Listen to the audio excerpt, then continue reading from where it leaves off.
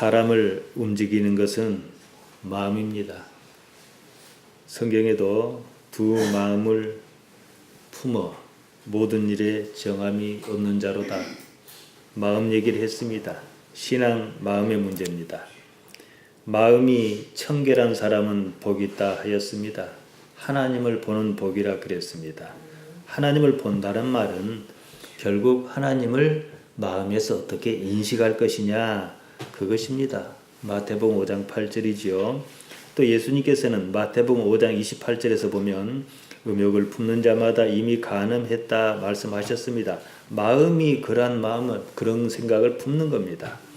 바울은 로마서 10장 10절에서 마음으로 믿어 의에 이른다고 했습니다.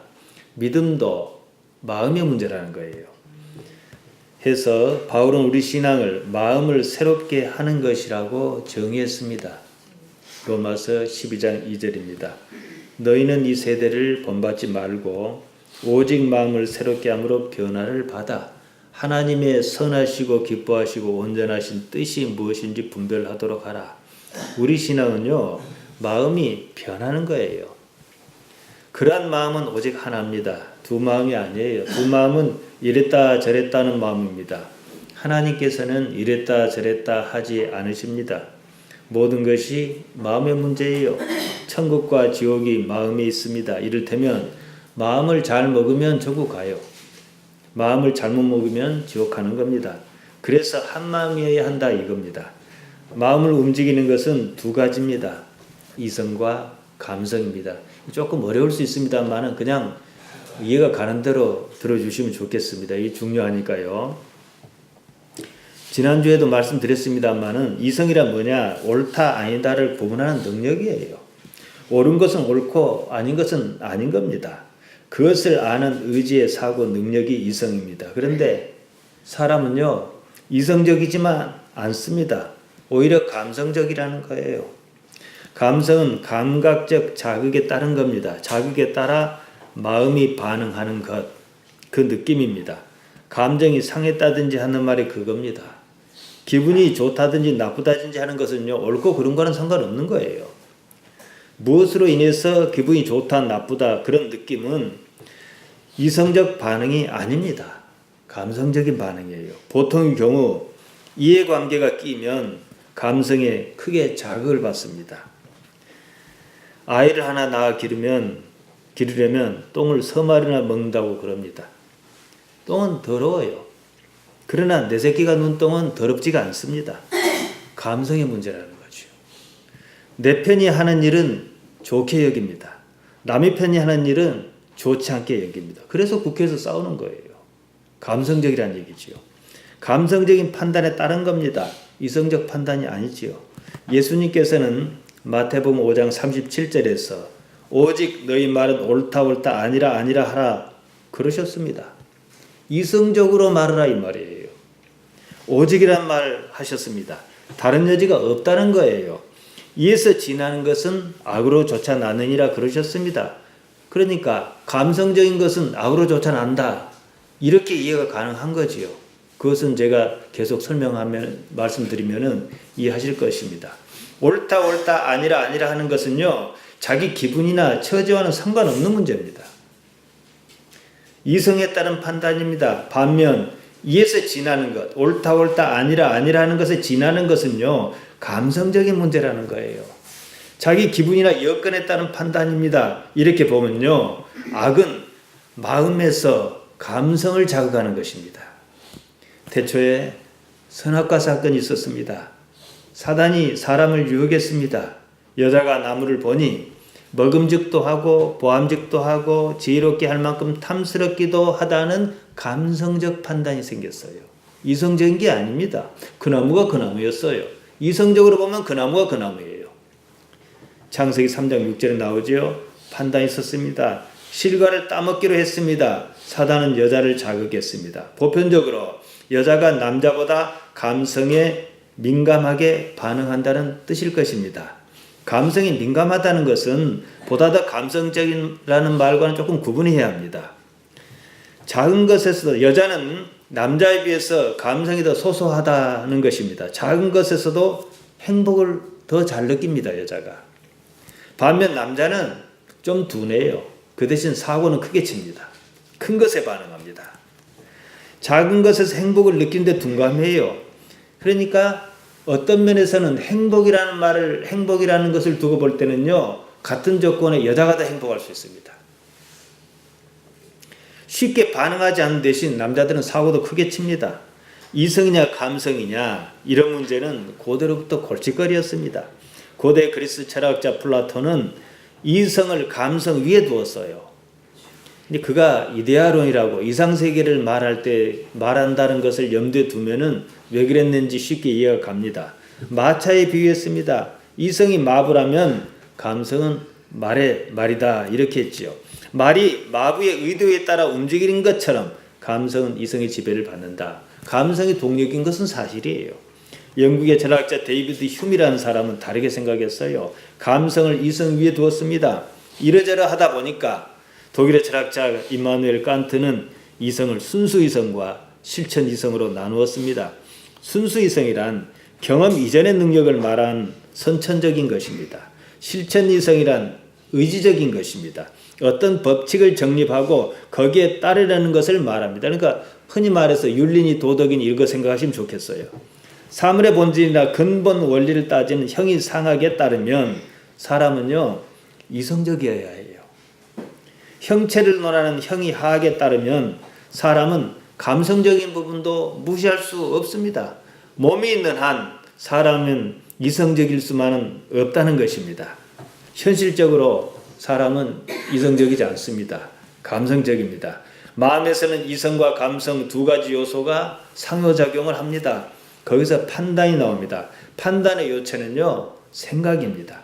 마음이 지나치게 감성에 치우쳤을 때 사고가 납니다. 두 사람이 서로 이 얘기를 나눠요. 한 사람이 말하는 것을 듣고 다른 한 사람이 흥분합니다. 아무개가 그런데 너가 이렇게 나쁘다더라 하니까 그냥 분을 내는 거예요. 그럼 뭐라 얘기합니까? 그러지 말고 이성적으로 생각해라 그러잖아요. 흥분하는 것은 이성을 잃었다는 뜻입니다. 그가 감성에 지나치게 치우쳤다는 뜻입니다. 그 때문에 판단 능력을 잃은 것입니다. 판단은 이성의 몫이어야 합니다. 예수님께서는 마태복음 7장 1절에 보면은 비판하지 말라고 말씀하셨습니다. 비판하다 크리노입니다. 비판하지 말라 크리네테 심판하지 말라는 뜻입니다. 원형은 크리노. 비판, 판단, 심판, 재판 같은 말입니다. 요한복음 8장 11절에는 특이하게 쓰였습니다. 간음하다가 현장에서 붙들린 여자에게 예수님께서 이러셨어요. 나도 너를 정죄하지 않겠다. 거기에 나오는 정죄하지 않는다는 말은 카타크리노입니다. 불리한 판결을 내리지 않겠다. 그러니까 비판한다는 말은 재판한다는 말과 똑같습니다. 사람은 생각에 따라 이랬다 저랬다 합니다. 하나님께서는 이랬다 저랬다 하시지 않습니다. 이랬다 저랬다 하는 것은요 감성의 영역에서 일어나는 일입니다. 몸이 죽으면 감성은 사라집니다. 이성만 남습니다. 그러한 이성이 한 사람의 정체입니다. 칸트의 용어를 차용해서 말씀드리자면 사람은 순수 이성으로 이 땅에 옵니다. 감성 가운데서 실천 이성을 개발해서 성장해 가는 겁니다. 결국은 이 둘이 하나를 이룰 때 그것을 나라 말할 수 있다는 거예요. 여기에 감성은 없습니다. 그러면 나중 것은 처음 것과는 차원이 다르지요. 인생을 살다 몸이 죽으면 감성이 할 일은 거기서 끝납니다. 그러니까 태어났을 때와 죽을 때가 훨씬 성장이 있어야 하겠죠. 무엇이 성장하느냐 문제지요. 저는 이성을 순수이성과 실천이성으로 구분하지는 않습니다. 다른 하나를 보태지요. 제가 언젠가 상위 차원의 감성이라고 말씀드린 기억이 있습니다. 저도 용어를 정리 못해서 그냥 그렇게 부릅니다. 보통의 감성을 하위 차원의 감성이라 하고 그 다음에 이성이 있고 그 위에 아주 조금 어떤 사람에겐 있는 듯 없는 듯 하는 그것이죠. 제가 상위 차원의 감성을 말하면 칸트가 말하는 실천 이성과 비슷하다 생각할 수는 있어요. 하지만 그것은 이성이 아니죠. 어쨌든 감성입니다. 다만 몸의 세계에서 이랬다 저랬다는 감성은 아니라는 거예요. 있는 그대로 느끼는 감성입니다. 우리 신앙은 이걸 말해요. 이래서 철학 위에 있다고 꼭 얘기할 수 있다 그러면 이 부분 때문이에요. 우리 신앙에서는 하나님을 인격체로 묘사합니다. 이건 합리적인 말은 아닌데요. 그 말은 하나님께서 감성적인 존재다 이거예요. 우리가 그러던 말이죠. 우리가 교감하는 어떤 부분이 있다고 합니다. 교감은 감성을 나누는 거예요. 이성은 나눌 것이 없습니다. 옳은 건 옳고 아닌 건 아니니까요. 사무엘상 15장 11절에 보면 하나님께서 이런 말씀을 하십니다. 내가 사울을 세워 왕 삼은 것을 후회한다. 이치 안 맞죠? 아니, 하나님께서 무슨 후회를 하셔요? 사울이 그럴 줄 모르셨어요? 어떤 불교 성녀는 성경을 읽었는지 이런 대목을 가지고 무슨 하나님이 그러냐? 나중에 후회할 일이 생길지 안 생길지도 모르는 하나님이 어디가 있느냐? 이렇게 얘기를 하더라고요. 사실 이런 표현은요, 사람의 언어지 하나님께는 합당치 않은 표현입니다. 바울은 로마서 11장 29절에서 하나님의 은사와 부르심에는 후회하심이 없느니라 그랬습니다. 하나님께서는요, 전지전능하셔요. 모든 것을 다 하시고 모든 것을 다 하실 수 있습니다. 그런 하나님께서 사울이 그럴 줄 모르셨겠느냐는 거예요. 아담과 하와가 선악과를 따먹을 줄 모르고 동산 중앙에 그 나무를 두었겠습니까? 다 하셨지요. 그 자체가 신비라는 거예요. 하나님을 인격적으로 묘사하다 보니까 인간의 언어에 한계가 있어요. 그래서 그런 표현이 나왔을 뿐입니다. 아무튼 그러한 표현에 담긴 게 있어요. 뭡니까? 하나님도 감성적인 존재라는 거예요. 우리 감성하고는 다릅니다. 그래서 제가 상위 차원의 감성이라고 말씀을 드린 거예요. 우리는 이것으로 하나님과 교감합니다. 우리가 하나님을 느낄 수 있다 그러면은 선악과를 따먹겠다는 감성이 아니고 이성을 뛰어넘는 어떤 상위 차원의 감성, 이 부분이라는 거예요.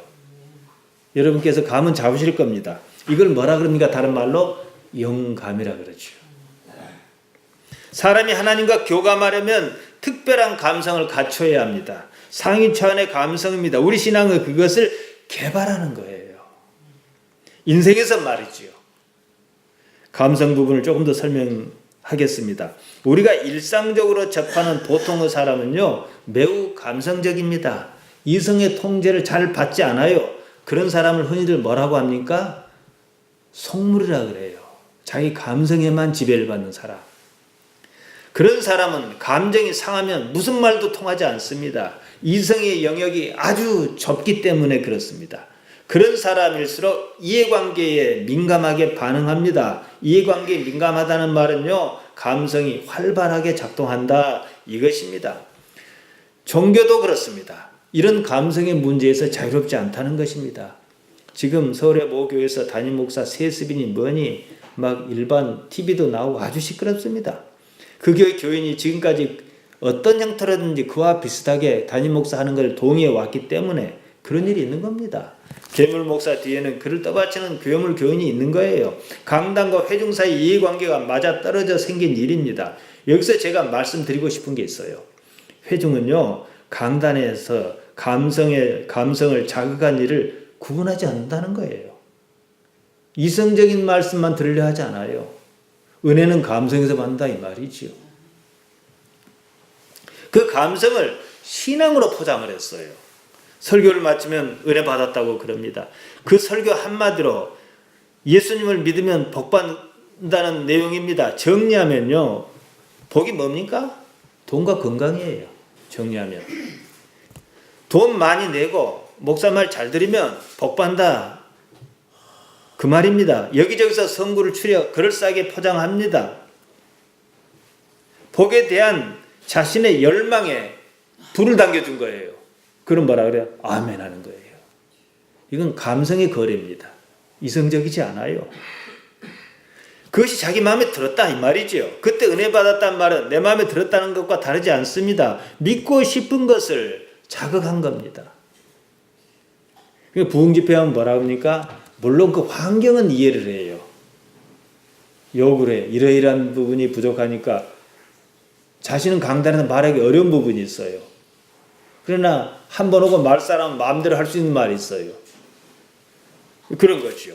이처럼 교회 강단은요, 회중의 감성을 효과적으로 자극합니다. 회중의 마음을 움직이고 싶은 겁니다. 표면적으로는 예수님이 어쩌고 영생이 어쩌고 합니다. 그건 단지 소재요 이야기거리입니다.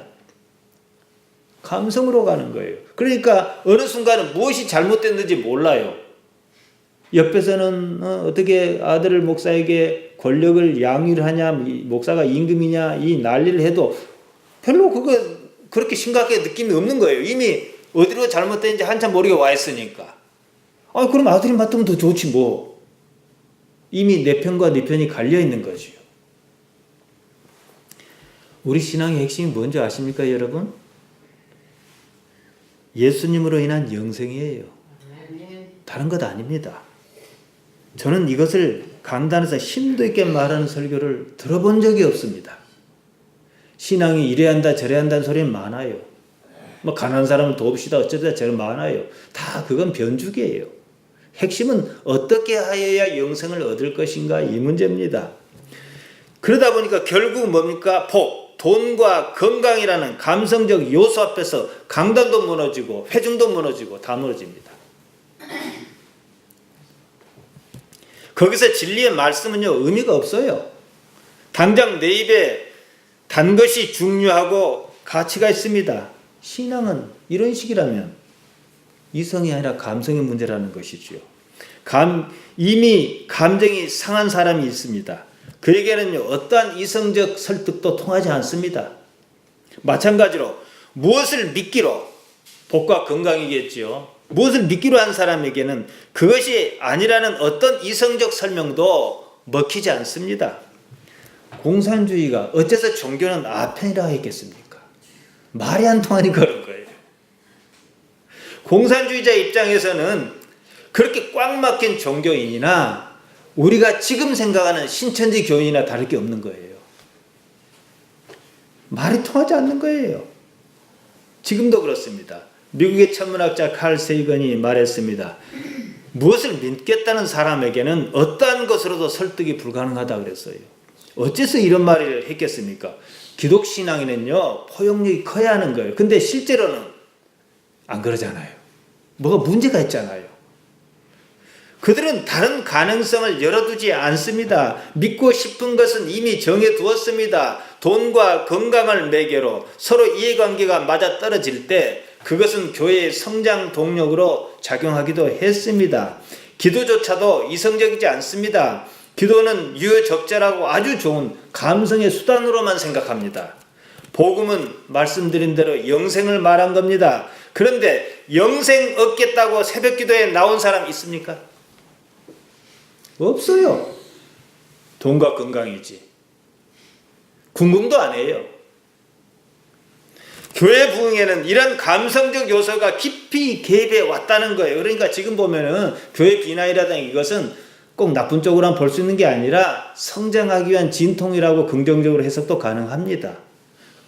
거기에 적당한 목회 기술이 체제를 유지하고 성장시키는 동력이었다는 것이죠.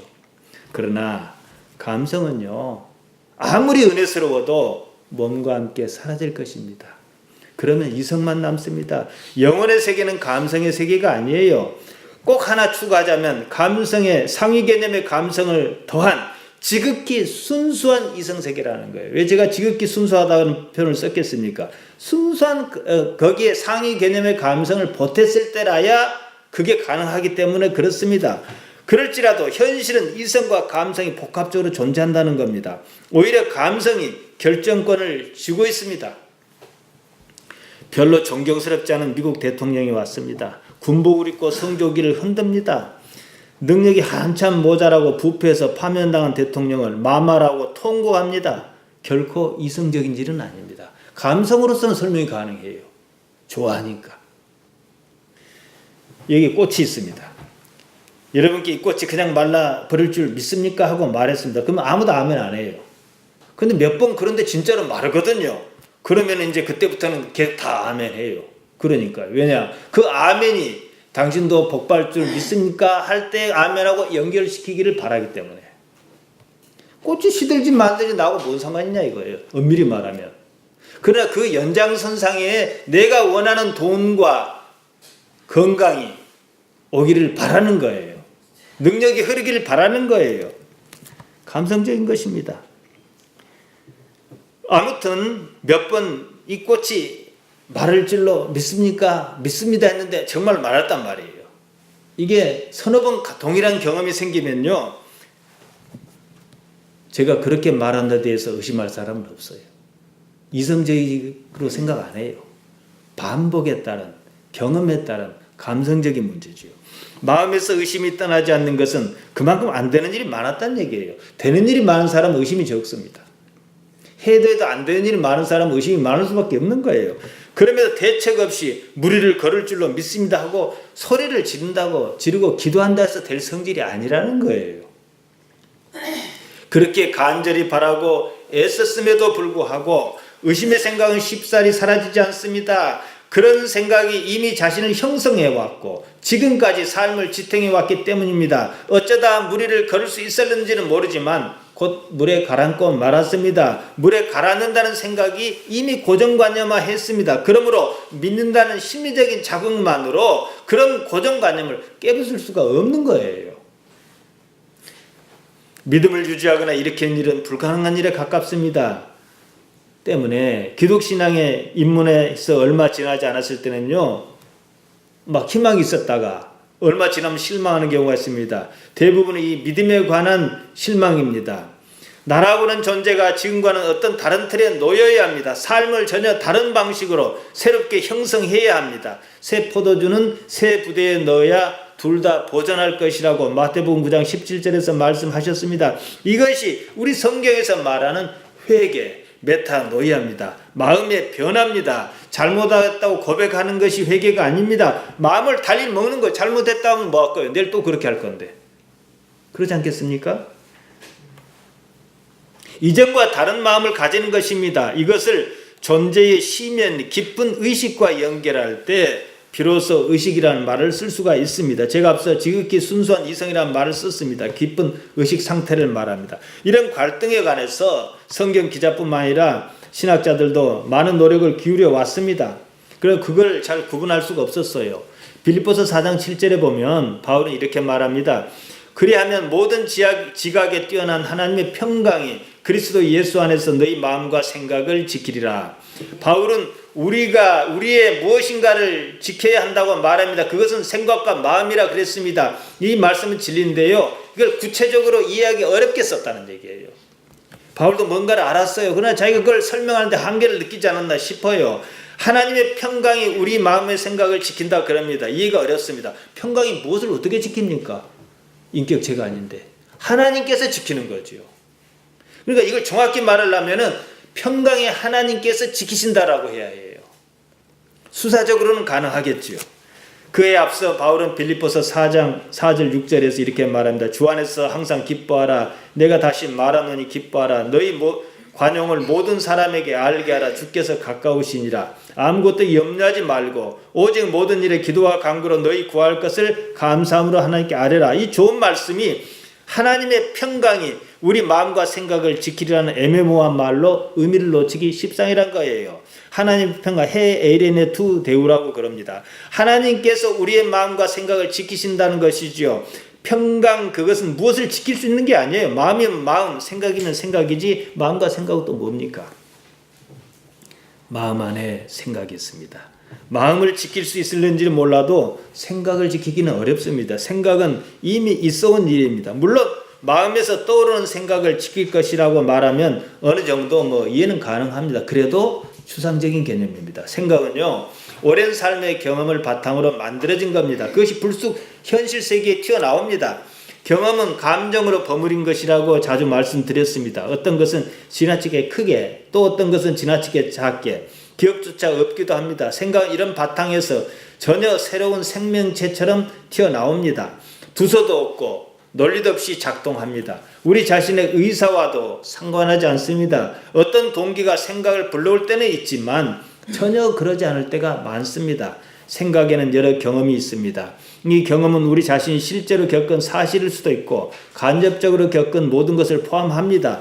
사실과 다른 쇠뇌도 들어있습니다. 요즘처럼 각종 매체를 인터넷으로 접할 기회가 많을 때는 더 그렇습니다. 정보는 언제나 사실은 아니에요. 인터넷에서 떴다 해서 사실은 아니에요. 가짜 뉴스가 사회 문제 아닙니까? 하지만 거짓말도 자꾸 참말처럼 하면 참말처럼 믿는다는 거예요. 이게 가짜 뉴스의 특징입니다. 우리 마음에 자리 잡을 때는 사실과 다른 형태로 변하여 있다는 것입니다. 이 때문에 경건주의를 표방하는 신앙인은 이런 경험을 배격해요. 경건주의자일수록 오로지 좋은 경험을 추구한다고 말합니다. 아까 제가 이 때문에를 2번 말씀드렸어요. 이 때문에 금욕주의가 나온 거예요. 해결 안 됩니다. 불가능합니다. 그마저도 제가 말씀드린 이런 속성을 이해하지 못하는 데서 비롯한 것입니다. 그래서 전통적인 신학자 입장에서는 사람이 무엇이 좋은 생각인지를 구별할 능력을 가지고 있지 않다라고 성급하게 결론을 내릴 수밖에 없었어요. 사람이 인생을 삽니다. 살면서 긴 세월만큼이나 생각도 많이 쌓입니다. 하지만 대부분은 생각은 곧 나가 아니라는 사실을 잘 몰라요. 내가 하는 건 줄 알아요. 그리하여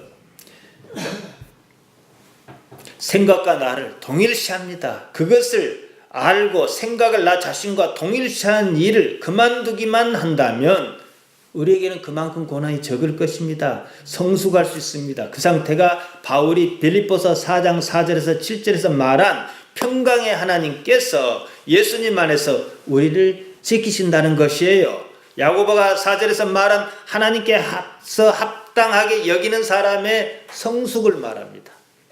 인내를 온전히 이루라. 이는 너희로 온전하고 구비하고 조금도 부족함이 없게 하려 합니다. 인내, 그러면 인내는 쓰다.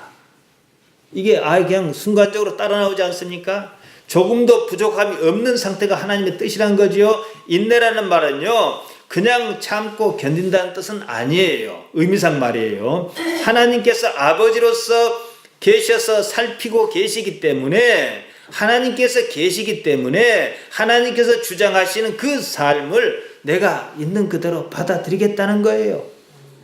그냥 참고 견디는 것은 일반적인 인내입니다. 그러나 여기서 말하는 인내는 하나님 때문에 하는 인내예요. 삶의 성숙이라는 과정을 이해한다면 보다 쉬울 것입니다. 1절에서 시험을 만나거든 온전히 기쁘게 여기라고 말한 것도 마찬가지입니다. 생각과 나를 동일시만 않는다면 그것이 그렇게 어려운 것은 아니라는 사실을 발견할 수 있습니다. 두 마음은 생각과 나를 동일시하는 데서 비롯한 일종의 마음의 해리 현상입니다. 장애지요. 원래 마음은 하나입니다. 갈피를 잡을 수 없는 상태에 빠졌을 때 두 마음이다. 이렇게 우리가 표현할 뿐이지요. 이런 구조를 잘하지 못한 채 의심하지 않는 마음, 의심하지 않는 믿음을 가지려고만 애쓰니까 의심이 사라지지 않는 거예요. 사람은 자기 마음을 통제할 수 없습니다. 단지 입을 통제할 수는 있어요.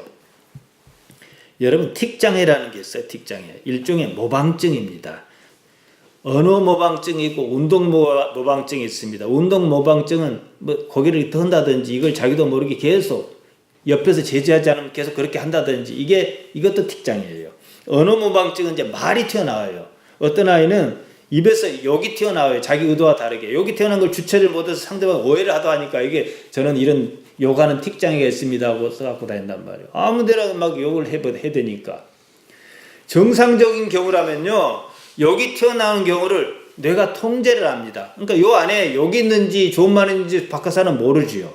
뇌가 입을 막아주는 거지요. 설거지를 하거나 밭일을 하거나 혼자 중얼거리는 경우 있어요. 이것도 일종의 그런 것과 같은 겁니다. 입안에 담고 있는 것보다 중얼거리는 것이요, 생리적으로 더 쉽습니다. 입에서 나오는 대로 한번 해보세요. 얼마나 쉬운지. 하지만 입에서 나온 대로 말을 못해요. 남을 의식해서 뇌가 입을 통제합니다. 할 수 있는 말과 없는 말을 구분해요. 비교 대상에 남이 있거든요. 사실 우리 마음은요, 우리가 입을 열었건 닫았건 하고 싶은 말을 다 해요.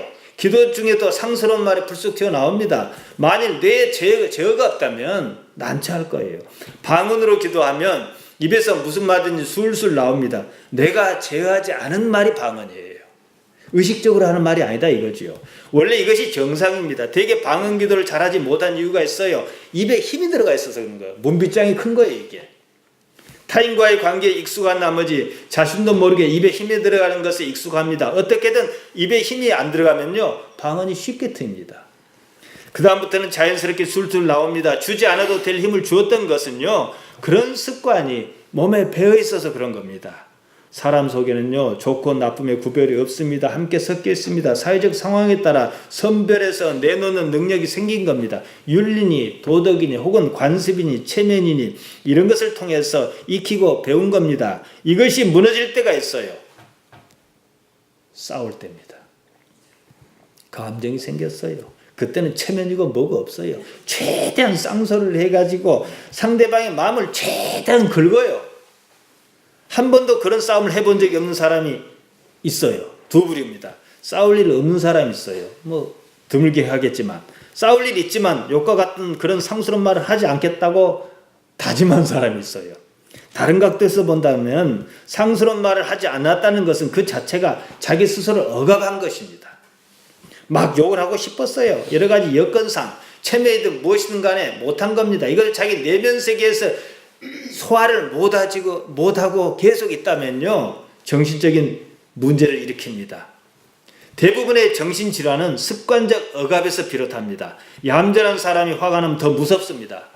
억눌렸던 감정이 꼭 지진의 지각판처럼 응력으로 쌓였다가 어느 순간에 한꺼번에 그냥 푹 튀어나오는 거예요. 한번 입에서 나온 대로 한번 해보세요. 옳고 그름이란 잣대를 사용하지 말고 아무도 없을 때 방에서 혼자 입에서 나온 대로 한번 시부렁시부렁 해보세요. 얼마나 재밌는지 아십니까? 별말을 다 합니다. 옳고 그르다는 것은요, 처음부터 없었어요.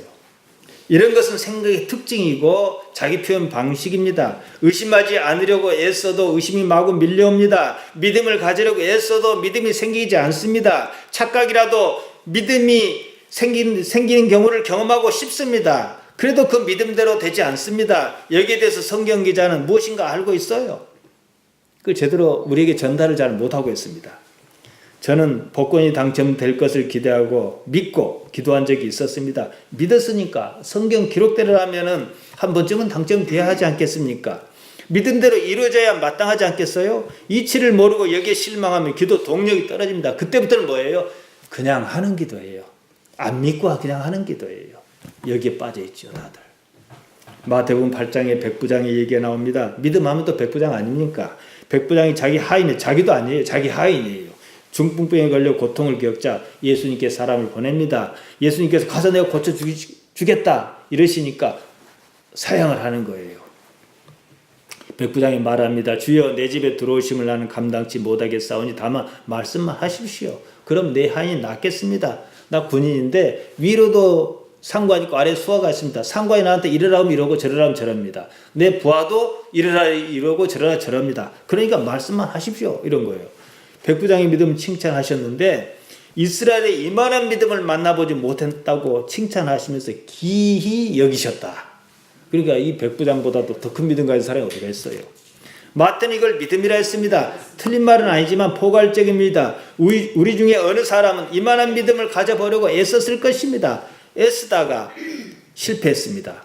일단 마태복음 8장 13절 봅니다. 백부장에게 이르시되 가라, 내 믿음대로 될지어다 하시니 그 시로 하인이 나으니라 했어요. 백부장이 믿은 것은 자기 하인이 예수님의 말씀만으로 나을 줄 아는 것이었습니다. 보통은 믿음의 주체가 나가 아니라 예수님이라 이해하는 경우가 참 많아요.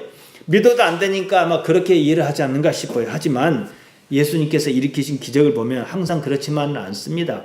12회나 혈루증으로 고생하던 여자가 있었습니다. 그 여자는 예수님의 옷자락만 만지면 병이 낫겠다고 여겼습니다. 믿은 거지요. 예수님께서 어떻게 하시지도 않았는데 단지 예수님의 옷자락을 만지는 것만으로 병이 나았다고 그럽니다. 예수님의 동의 없이, 예수님의 어떤 행동 없이 자신의 의사와 믿음만으로 병이 나았습니다.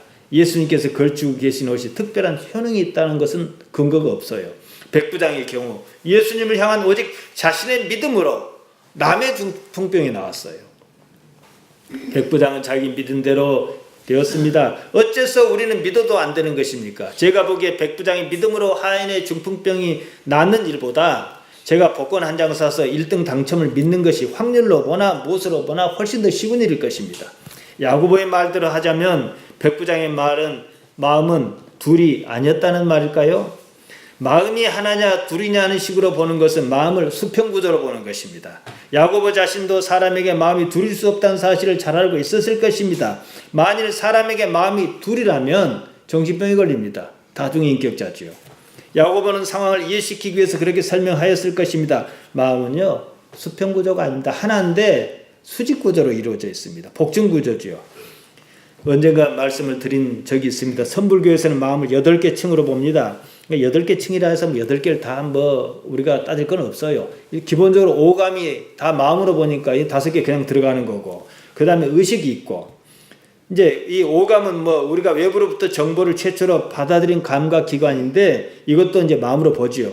의식이 있는데 이걸 총괄하는 겁니다. 우리가 의식이 있네 없네 하는 이거지요. 더 밑으로 내려가면은 보통 서양 과학에서는 뭐라 합니까? 그냥 무의식으로 퉁쳐버려요. 근데 이것이 말라식과 아리아식이 있습니다. 그래서 의식, 말라식, 아리아식을 불교에서는 삼식이라 그럽니다.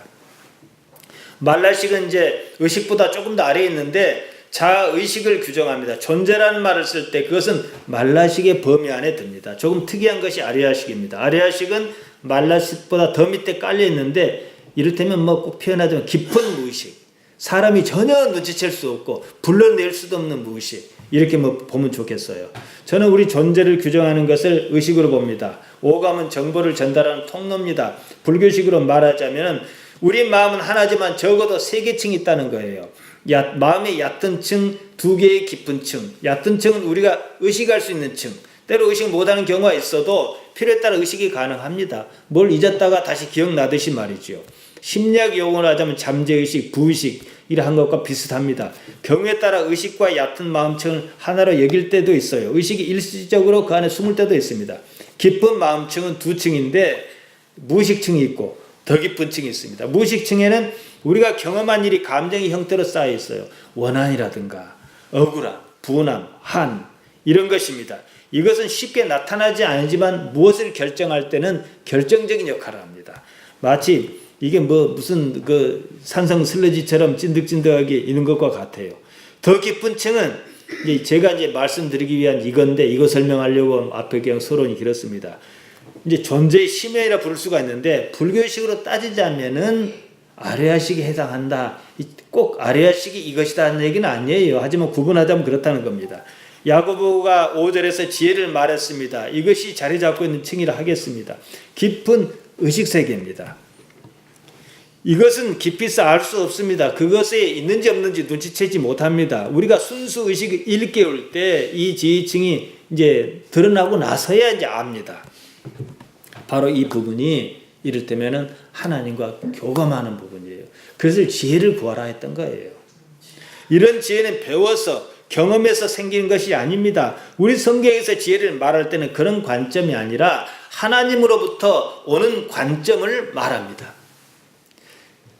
하나님으로 왔다. 그러면 생각나는 구절 있죠? 요한복음 3장 3절에서 거듭났다. 겟노데 아노덴 위로부터 났다.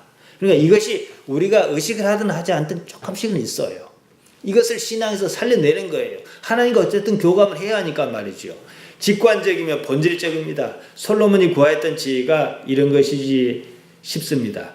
우리 마음의 복층 구조를 이해하고 깊은 의식층을 드러내게 할 때 성경에서 말하는 믿음이 거기서 생기는 거예요. 그래서 제가 믿는다고 믿을 수 있는 게 아니라 믿겨야 믿는 것이라고 하는 말씀을 제가 드린 이유가 거기 있는 겁니다. 깊은 의식층을 드러나게 할 때 믿음이 생기는데 무의식층을 극복하는 관건입니다. 제가 생각이 어쩌고 저쩌고 막 말씀드린 것도 무의식층을 걷어내고 심연의 의식층을 일깨우기 위한 것입니다. 잠언 4장 23절에 이런 말씀이 있어요. 무릇 지킬 만한 것보다 더욱 내 마음을 지키라. 생명의 근원이 이에서 남이니라. 생명의 근원이 마음에서 난대요. 저는 이런 말씀이 있다는 것에서 깜짝 놀랐어요. 경외감을 느낍니다. 생명의 근원이 마음에서 난다는 것이 바로 제가 말씀드리는 깊은 마음층이 아닐까 싶습니다. 그것이 드러나 우리 의식과 함께하는 것을 마음을 지키는 것이다. 이렇게 본 것 같아요. 마음을 지킨다는 말은 우리의 의식이 마음의 주인으로서 제자리를 찾은 상태입니다. 야고보가 말한 대로 하자면 두 마음이 아니라 한 마음입니다. 마음을 하나로 모으는 거예요. 마음을 하나로 모으기 위해서 성경 기록자나 복음 전도자가 흔히 제시하는 방법이 이렇습니다. 대개는 말을 좋게 한다든지 뭐 긍정적인 생각을 품는다든지 뭐 또 누구는 말을 잘 만들어 갖고 뭐 바라봄의 법칙이니 다 헛소리입니다. 그런 추상적인 방법으로는 불가능해요. 그 길은 좁고 험하고 또 멉니다. 지금까지 우리는 그런 길을 충분히 걸어왔습니다. 제가 지난 시간에도 말씀드렸습니다만은 하나님께서는 처음부터 우리 삶을요 믿음을 전제로 세상을 설계하셨습니다. 믿지 않고 이 세상을 살 방법이 없어요. 결혼할 때 다 알아서 믿습니까? 서로 믿기로 하고 결혼하는 거죠. 그와 마찬가지입니다. 서로 믿겠다는 말을 쓸 때는 이미 믿을 수 없는 상황이라는 얘기예요. 하지만 믿겠다는 거예요. 믿음을 설정해 놓고 거기에 우리가 서로 맞춰가 살자 이거지요. 인간의 역사는 근대 계몽주의 이후의 삶에서 믿음이 아니라 의심이 주도해 왔습니다. 물론 그런 이유가 있긴 해요. 만일 우리가 하나님께서 살아계시고 통치하시는 하나님의 나라를 믿지 못한다면은 모든 것을 의심하는 것이 마땅합니다. 우리는 의식합니다. 의식하는 존재가 납니다. 바로 이 나가 경험이란 탈을 쓴 생각의 영향을 받지 않을 때 우리는 지혜를 만납니다. 온갖 생각 쓰레기통인 무의식층을 넘어야 합니다. 존재의 시면은 이러한 무의식에 의해서 막히고 가리고 있습니다. 나라는 존재는 한마디로 의식하는 자입니다. 우리의 의식이 무의식으로 말미암아 시면을 만날 수 없는 상태에 있습니다. 우리가 생각한다고 말할 때 그 생각은 무의식에 의해서 이미 영향을 받은 것이라는 거예요.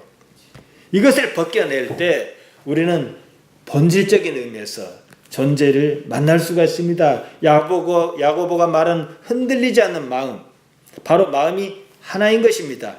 우리는 깨달음이란 말을 씁니다. 깨달음이란 생각이라는 꿈에서 깨어난다는 뜻이에요. 깨닫고 보면요, 삶도 꿈입니다. 삶은 생각으로 이루어졌기 때문입니다. 거기서 깨어나는 거예요. 가장 쉬운 방법이 있습니다. 현실을 있는 그대로 바라보고 있는 그대로 인정하는 겁니다. 지금 여기 있음에 우리 이 의식을 모으는 겁니다. 현실은 전지전능하신 하나님의 절대 주권 아래 있습니다. 백부장은 어떤 경로로 그런 마음을 가졌는지 모르지만 그 마음을 그 순간만큼이라도 그 마음을 가졌다는 사실입니다. 현실은 사실입니다. 사실은 참입니다. 참은 진리입니다. 성경은 이걸 구분하지 않습니다. 진리는 예수님이시라고 예수님께서 요한복음 14장 6절에서 말씀하셨습니다. 예수님께서는 영생은 예수님을 아는 것이라고 그랬어요. 무슨 말씀입니까? 이 말씀은요, 진리에 거한다는 것과 동일합니다. 생각은 거짓입니다. 생각은 단지 참조해야 할 것에 지나지 않습니다. 생각은 나가 아니에요. 이런 상태를 지속시키기 위해서 우리는 언제나 우리의 의식을 일깨워야만 합니다. 깨어있는다는 말이 그거예요. 십자가는요, 삶의 현실입니다. 그것이 비록 어처구니가 없고 부당하다 할지라도 분명한 사실은 그것이 엄연한 현실이라는 거예요.